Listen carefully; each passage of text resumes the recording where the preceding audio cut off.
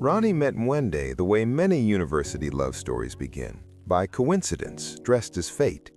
They were taking the same course, civil engineering, a demanding program that forced them into the same lecture halls, group discussions, late-night study sessions, and endless site visit simulations. Familiarity bred friendship, and friendship slowly melted into something warmer. They were young, bright, in their prime.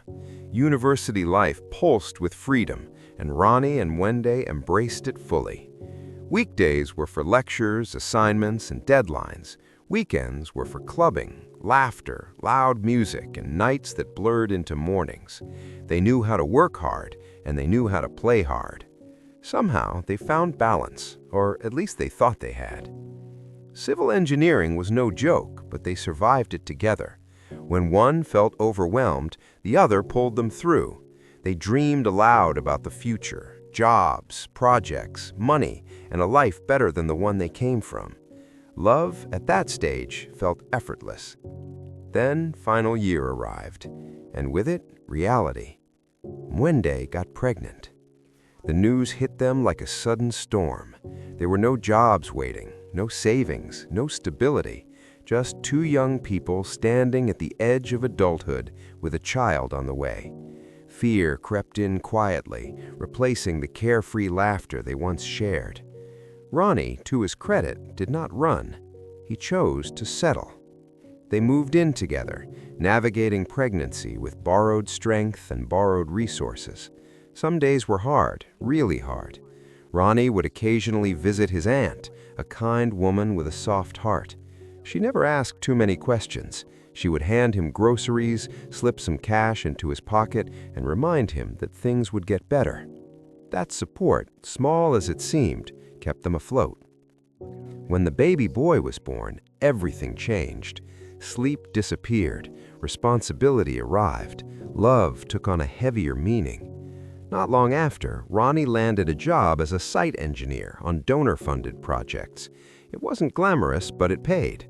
For the first time, he felt like a provider. They could afford food, diapers, and basic necessities. Mwende, too, secured a job. With two incomes, hope returned. They moved into a two-bedroom house, one room for them, one for the nanny. Life was finally looking up. But growth has a way of revealing cracks you didn't know existed. As money stabilized, Ronny slowly drifted back to his old habits. Weekend hangouts with the boys returned. Alcohol flowed. Laughter echoed late into the night. To him, it felt like reclaiming a part of himself he had temporarily paused. Mwende watched, and something stirred inside her. She too felt she had lost herself, lost her youth, her freedom, her sense of being more than just someone's mother. When Ronny went out, she went out too. When he came home late, she stayed out later. What started as balance turned into competition. Soon, Mwende would leave on a Friday night and return on Monday morning. 3 days gone. At first, Ronny brushed it off. Maybe she needed space. Maybe she was just adjusting. But worry soon replaced denial. He asked questions. He tried talking. He expressed concern, not just as a husband, but as a father. Mwende did not hide her truth. "I'm still in my prime," she told him plainly. "I'm not ready to settle down and raise a child and a family." The words cut deep. Ronny had imagined struggle, but together. He had imagined growth, but side by side. He had never imagined this. One day, Mwende packed her bags. She left her son behind. "A child belongs to his father," she said. "I'll visit occasionally." And just like that, Ronny became a single father, not by death, not by divorce, but by choice, her choice. The house felt different after she left, quieter, heavier. The nights were longer. Questions echoed in his mind. Where did we go wrong? Was love not enough? Could he have done more? But the baby still cried. Work still demanded him. Life did not pause for heartbreak. With the help of a nanny, Ronny adjusted. He learned routines, feeding schedules, doctor visits, bedtime rituals. He learned patience in ways university never taught him. Slowly, the pain softened into acceptance. Mwende did not slow down. She lived life on her own terms, chasing freedom with the same intensity she chased love. Motherhood, for her, felt like a cage she wasn't ready to enter. Ronny, on the other hand, grew into his role. He became both father and mother, provider and protector.